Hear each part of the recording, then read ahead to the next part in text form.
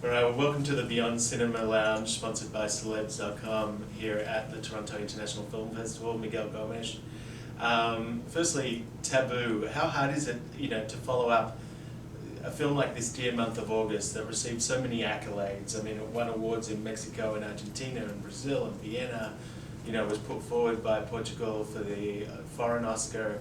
How hard is it to get back on the train and make another movie? Well, to be honest, you don't have a choice. So if the previous film would be like a completely failed film, or if it's a huge hit, I don't think it's neither one of these things anyway. You just have to move to the next one. And so it's like, for me, it's every new film is like starting from the beginning. So I'll tell you a secret. For instance, in each film we have like an official drink for the crew, and then it was beer in the August film, and here we just moved to gin and tonics because it was an African film. Is it the same? Did you use a lot of the same crew as well? Were they happy with the shift, or did some demand a return to the beer? Well, they are free. I'm not, Hitler or anything like this. So they are free to drink wherever they want, even water. It's their choice, But but it's true that I work with some of them for a long time, namely the DOP and also the sound man. And so we know each other for a while, and that's very important to because we know each other very well. Writing, directing, editing, taking on all those responsibilities yourself. I think all except for one of your projects you've written and directed.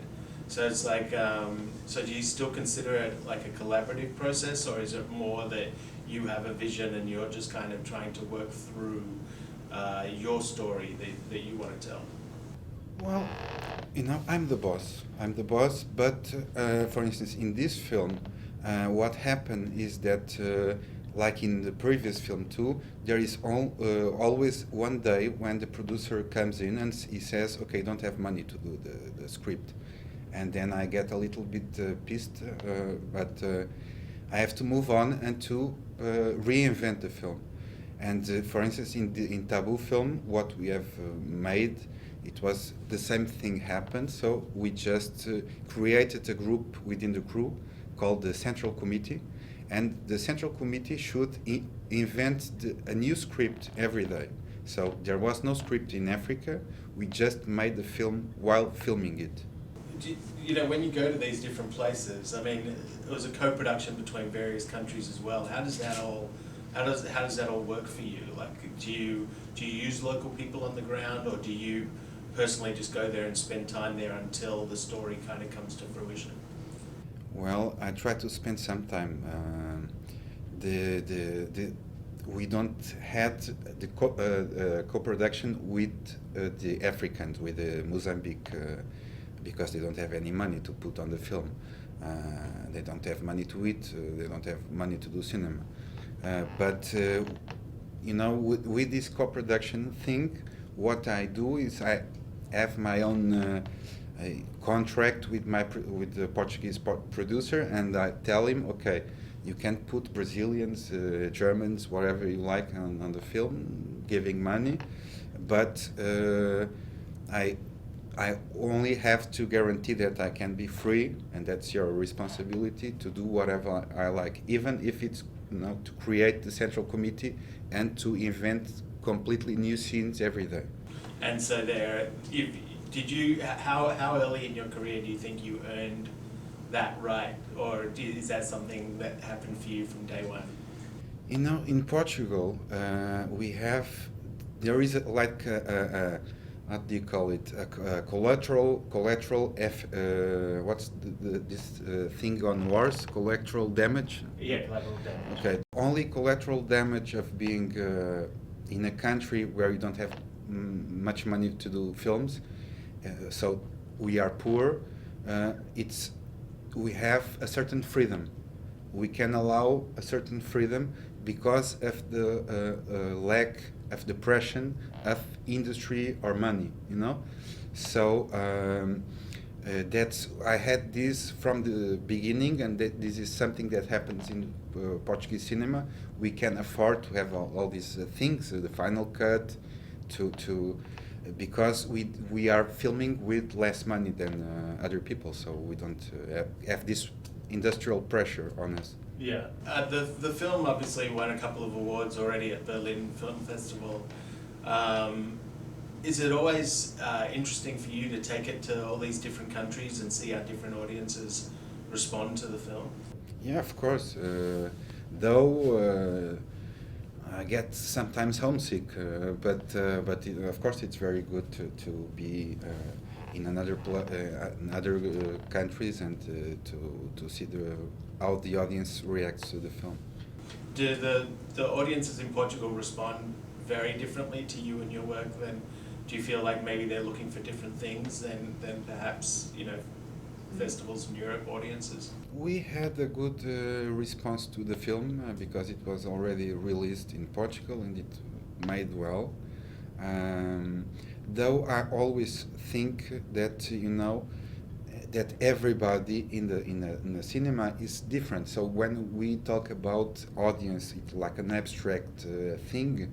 I think there is a scene in this film Tabu where you have in a theater two people watching a film. One is crying. I think she's very touched by what she is seeing, and there's another guy sitting next to her who is sleeping, and so they both are Portuguese and they are reacting to a film in different ways, and I think that this happens in every theater in every country. Like why it's drawn, the film's drawn comparisons to Uncle Boon Me as well, just because it has, I guess, a non-traditional structure and it has a beautiful kind of poetic quality to it. When you make a film like this that doesn't fit into like a normal pattern, are you curious? Like, is that intentional on your part because you want to evoke a different response from an audience, or is it just the best way to tell whatever it is, the story that you're trying to get across? I cannot do it otherwise. It's just the way I can do it.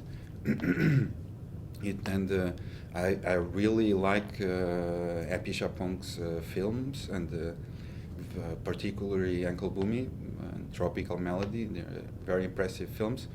But I think I never asked this to him, to Happy Chapong, but I guess he's doing what he thinks is interesting and he cannot do it otherwise. And I don't think it's possible. For me, it's not possible to anticipate the reactions of people. I'm not a wizard, so I would like to be the Wizard of Oz. That's a good film too. So we just make the film reacting to what we've got before us, the actors, the places, the things that we want to film, and then it's in God's hands or something. Or the crocodile's hands. Yeah. So the crocodile obviously comes in throughout this movie as well, and you asked one of the characters what she would call her crocodile if she had, what she would call this crocodile. What would you call your crocodile if you had one? Like, no, this was decided from the beginning that should be Dundee, Crocodile Dundee. I went to Australia and I said this was the only homage in the film was to Australian cinema with Crocodile Dundee. But, they asked me in Berlin why the crocodile, and I just said, well, I like crocodiles. And then once I said, maybe crocodiles look so old, like prehistorical beasts, and so maybe they remember things that people have already forgotten. And then I understood that maybe this crocodile has something to do with like memory and time, like a witness of lovers getting together and separating, and empires being born and falling down, things like this. Certainly lovers separating and memory is a kind of central theme between Pilar and Aurora as well. But so is that the case for you often, that you perhaps find the meaning in your films long after you've finished making them? Yeah, but that's because maybe I'm not very smart, you know. But hopefully I'll get there, and maybe I'm wrong, you know. Maybe it's not the most important thing for me. Sometimes people are talking about the point of view of the director, and I think that the most important point of view is the point of view of the people that are watching the film. And what I try to provide in a film is like a space where you can choose things. I mean, there is lots of ambiguous things on my films, and I think that gives the opportunity to the person that is seeing the film to place himself and choose what he's going to. For instance, have scenes that are at the same time comical and tragical, and so there is one people that thinks that's very tragical, and the other one is laughing, and I think that's nice. Well, that's one of the benefits of film festivals, is that you don't get forced into opinions very quickly, and I think this is going to be one of those movies where people think about it for a while and try and work out what it means to them or what it means in general. So congratulations on the film, and thanks for joining us for a few minutes. Thank you.